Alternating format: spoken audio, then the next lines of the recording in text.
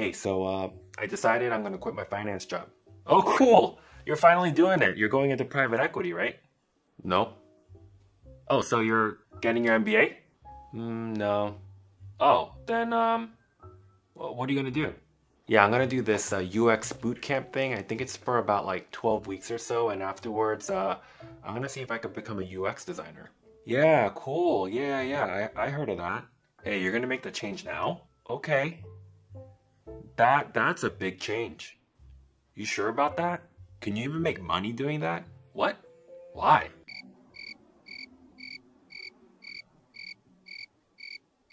So I got plenty of those reactions when I told people that I was gonna quit my six-figure job in finance to become a UX designer.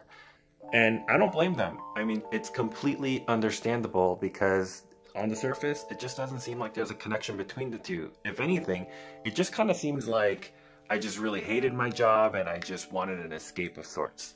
So that was several years ago, and I've never looked back since. It's been such an amazing career journey for me, and I just absolutely love what I do. But the funny part is, now that I'm on this side, you just kind of realize that there are many other designers who have had dramatic career changes like mine. But still, when we see resumes from designers where it seems a bit scattered, disjointed, or seemingly random, it raises some eyebrows still, and even me, I get skeptical at first.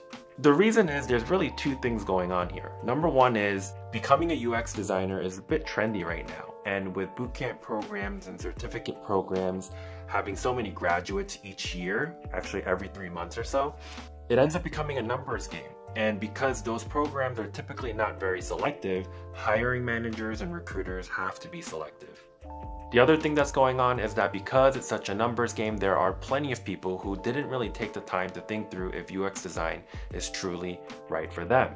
And that's just not an ideal situation to be in, not only on the hiring side, but it also doesn't help you become a better designer. So I experienced those headwinds when I was trying to get my first few design jobs. And I imagine right now, those headwinds are even stronger.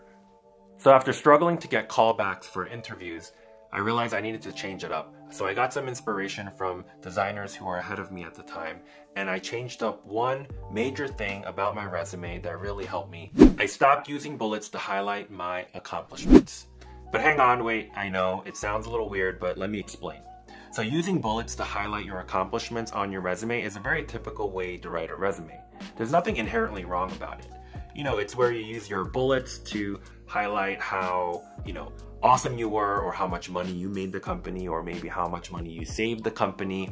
And all this is great if your current experience really translates directly to the job that you're applying for. In this scenario, I mean, hiring managers and recruiters can easily understand that, oh, your past experiences, your past accomplishments could directly translate into this role because it's so similar. So that makes sense. But what about if your background is so different from what you're applying to? How would they be able to understand if those accomplishments are going to translate or transfer over to this whole new industry or role, right? And in my case, trying to go from finance to product design, UX design, I was struggling to explain how underwriting $1 billion worth of transactions and, leading those deals is transferable in any way to becoming a good product or UX designer. So that's why I stopped using bullets to highlight my accomplishments, and instead I turned it around and started to write short little paragraphs of what I learned at each job and try to string together a narrative of how I went from job to job and why I made a career transition into product design, UX design in my resume. And over time, as I started to get more experience and get more projects under my belt, that's when I started to incorporate more of the contributions that I made at each particular company into my resume.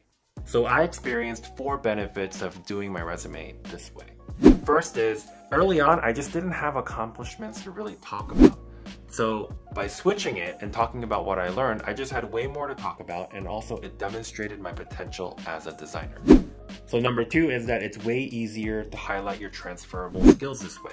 And it's because you're no longer talking about it from the business context or the company context where you've done something for them as a form of an accomplishment, but you're switching it and saying these are the skill sets and the things I've learned from that experience. Number 3 is that it's way easier to craft a narrative this way. And number 4 is that ultimately all these things put together, it makes your career transition story way more understandable, way more digestible, and frankly, probably way more interesting. So that was a lot of talk, but I want to give you a better sense of what I am sharing with you. So I'm going to give you the full evolution of my resume all the way back to when I was in finance to now, and the link will be in the descriptions below so you can check it out. Hey, so before we wrap up, I want to leave you with 2 very important things. So first is, and this should go without saying, but I just want to be absolutely clear. This method of, taking away your bullets and switching it with a more narrative form, a prose form of writing your resume, this isn't the magic formula. You should still do all the other things that are necessary for your resume, like making it look good, at the very least, making sure it's on par with other design resumes that you've seen. And also in terms of the content, focusing on the skills, tools, and learnings that are relevant to the type of job that you are applying for. Number 2, remember that hiring managers and recruiters don't actually spend that much time on your resume. I would say maybe less than a minute they may look at it. It's still important, which is why I made this video, but definitely spend way more time on your portfolio, because as designers, you want to really show your work versus like talking about it or telling about it. So if you had a whole day to work on both your resume and your portfolio, I would say maybe like 20% should go to your resume, 80% goes to your portfolio, which is why this video is way shorter than the video where I walk you through how to write a case study and how to do it in a way where it goes beyond what you may learn from a bootcamp program. There's free templates a part of it, so check that video out. And I hope this video helps you. I would love to help and hear about how this is working for you. Leave those questions and comments down below, and I'll try to get back to you. I'll see you in the next one.